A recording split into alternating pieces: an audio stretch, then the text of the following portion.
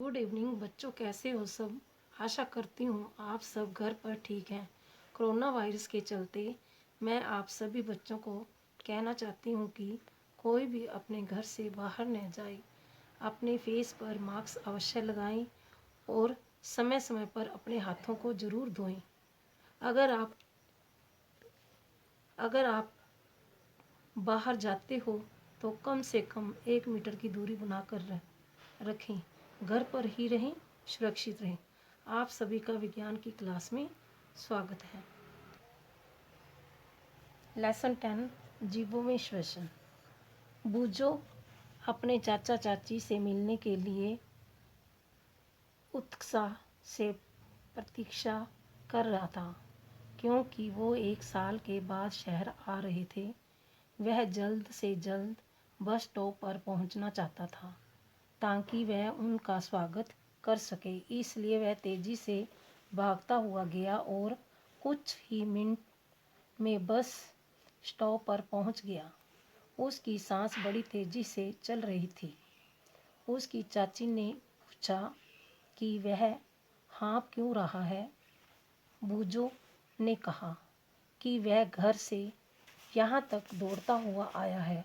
वह सोच में पड़ गया कि दौड़ने के बाद तेजी से वह सांस क्यों लेने लगता है। यह प्रश्न उसके दिमाग में घूमता रहा। बूजो के प्रश्न का उत्तर जानने से पहले यह समझना जरूरी है कि हम सांस लेते हैं क्यों। सांस लेना श्वास प्रक्रम का एक चरण है। आइए हम श्वसन के बारे में पढ़ें। 10.1 हम श्वसन क्यों करते हैं। अध्याय 2 में आपने पढ़ा था कि सभी जीव छोटी छोटी सूक्ष्म इकाइयों से बने होते हैं जो कोशिकाएं कहलाती हैं। कोशिका जीव की सबसे छोटी क्रियात्मक और संरचनात्मक इकाई होती है। जीव की प्रत्येक कोशिका परिवहन, पोषण, जनन और उत्सर्जन जैसे कुछ कार्यों को संपादित करने में कुछ न कुछ भूमिका निभाती है। इन कार्यों को करने के लिए कोशिका को ऊर्जा की आवश्यकता पड़ती है। यहाँ तक कि हमें खाना खाते, पढ़ते समय, सोते समय भी ऊर्जा की ज़रूरत पड़ती है। लेकिन यह ऊर्जा कहाँ से आती है? क्या आप बता सकते हैं कि आपके माता पिता आपसे नियमित रूप से भोजन करने के लिए क्यों कहते हैं? भोजन में संचित ऊर्जा श्वसन के समय निकलती है। अंत सभी जीवों को भोजन से ऊर्जा प्राप्त करने के लिए श्वास प्रक्रम की आवश्यकता होती है। श्वसन की प्रक्रिया के दौरान हम पहले सांस द्वारा वायु को शरीर के अंदर ले जाते हैं। आप जानते हैं कि वायु में ऑक्सीजन उपस्थित होती है। फिर हम सांस छोड़ते हुए वायु को शरीर से बाहर छोड़ते हैं। इस वायु में सांस द्वारा अंदर ली गई वायु की तुलना में कार्बन डाइऑक्साइड की अधिक मात्रा होती है, अर्थात यह कार्बन डाइऑक्साइड से समृद्ध होती है। हम जिस वायु को सांस द्वारा शरीर के अंदर लेते हैं उसमें उपस्थित ऑक्सीजन शरीर के सभी भागों में और अंत में प्रत्येक कोशिका तक ले जाई जाती है। कोशिका में यह ऑक्सीजन भोजन के विखंडन में सहायक होती है। कोशिका में भोजन के विखंडन की प्रक्रिया में ऊर्जा मुक्त होती है। यह कोशिकाएं श्वसन कहलाता है। सभी जीवों की कोशिकाओं में कोशिकाएं श्वसन होता है। कोशिका के अंदर ग्लूकोज भोजन ऑक्सीजन का प्रयोग करके जल और कार्बन डाइऑक्साइड में विखंडित हो जाता है। जब ग्लूकोज का विखंडित ऑक्सीजन की उपस्थिति में होता है तो इसे वायवीय श्वसन कहते हैं। ऑक्सीजन की अनुपस्थिति में भी भोजन विखंडित हो सकता है। इस प्रक्रम को अविव्यय श्वसन कहते हैं। भोजन के विखंडन से ऊर्जा निकलती है। ग्लूकोज ऑक्सीजन के उपयोग के साथ कार्बन डाइऑक्साइड प्लस जल प्लस ऊर्जा संभव। आपको जानकारी होगी कि जीस्ट जैसे अनेक जीव वायु की अनुपस्थिति में जीवित रह सकते हैं। ऐसे जीव अवायवीय श्वसन के द्वारा ही भोजन से ऊर्जा प्राप्त करते हैं।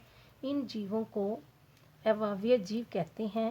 ऑक्सीजन की अनुपस्थिति में ग्लूकोज कार्बन डाइऑक्साइड और अल्कोहल में विखंडित हो जाता है, जैसा कि निम्नलिखित समीकरण द्वारा दिखाया गया है।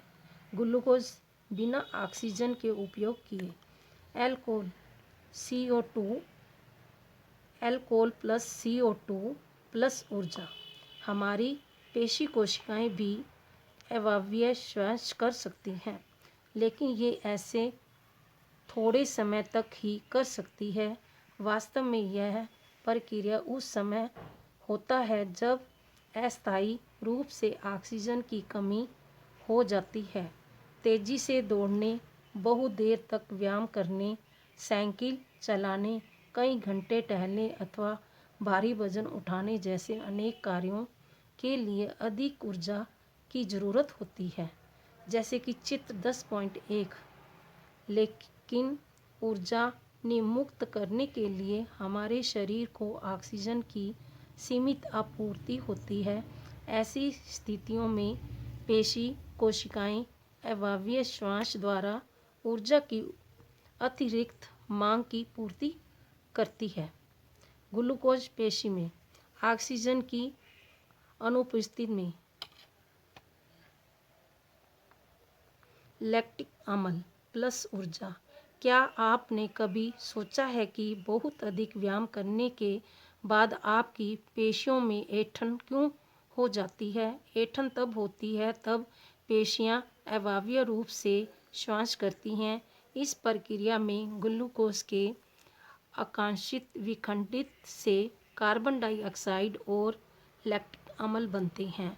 लैक्टिक अम्ल का संचयन पेशियों में ऐंठन पैदा करता है। गर्म पानी से स्नान करने अथवा शरीर की मालिश करवाने पर हमें ऐंठन से आराम मिलता है। क्या आप सोच सकते हैं ऐसा क्यों होता है? शरीर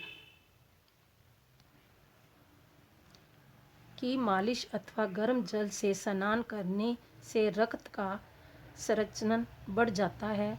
इसके फलस्वरूप पेशी कोशिकाओं को ऑक्सीजन की आपूर्ति बढ़ जाती है। ऑक्सीजन की आपूर्ति बढ़ जाने से लैक्टिक अम्ल का जल और कार्बन डाइऑक्साइड में पूर्ण विखंडित हो जाता है।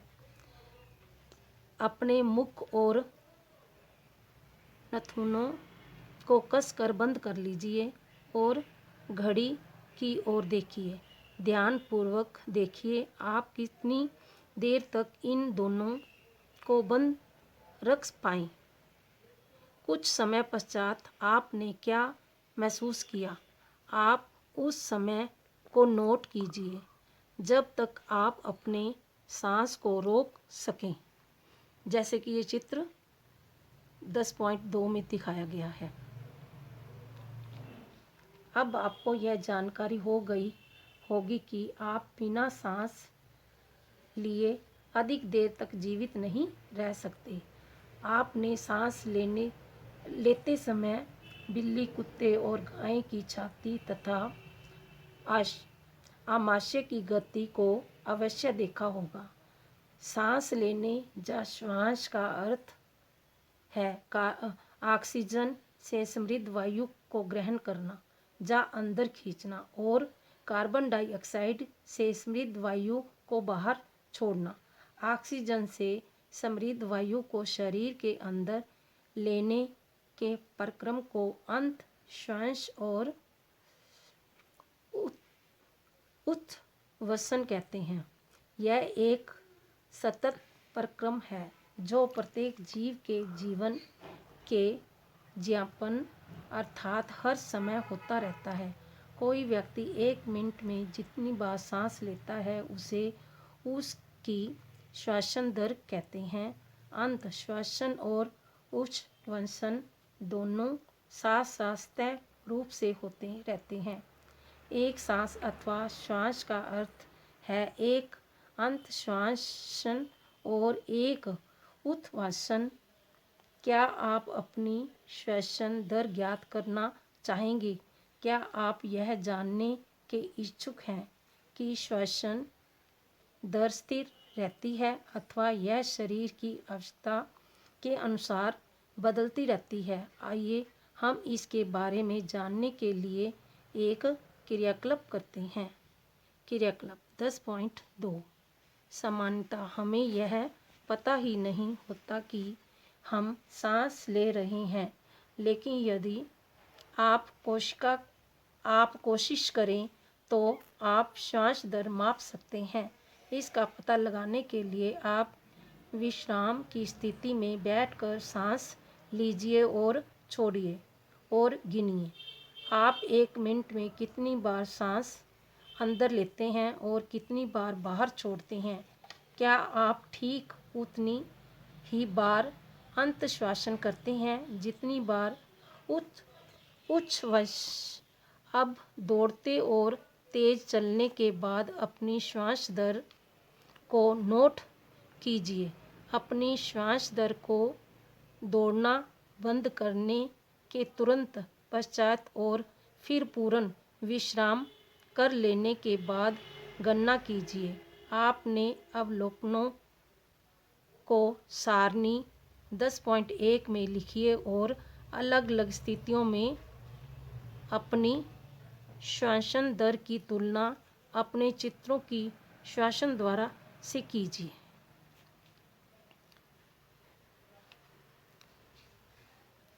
ऊपर दिए गए क्रियाकलाप में आपने यह अवश्य अनुभव किया होगा कि जब किसी व्यक्ति को अतिरिक्त ऊर्जा की आवश्यकता होती है तो वह तेजी से सांस लेने लगता है।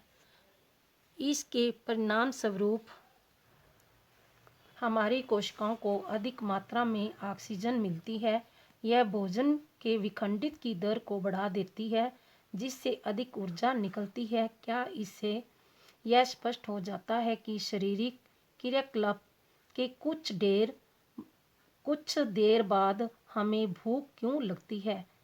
जब आपको नींद आती है तो क्या आपकी श्वसन दर कम हो जाती है? क्या आपके शरीर की उचित मात्रा में ऑक्सीजन मिल पाती है?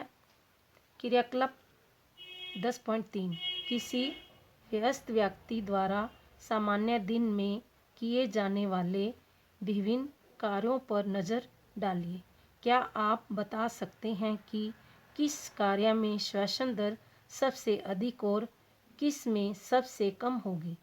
अपने अनुभव के आधार पर चित्र 10.3 में दिए गए क्रियाकलापों को श्वास की दर के बढ़ते क्रम में संख्या द्वारा व्यक्त कीजिए।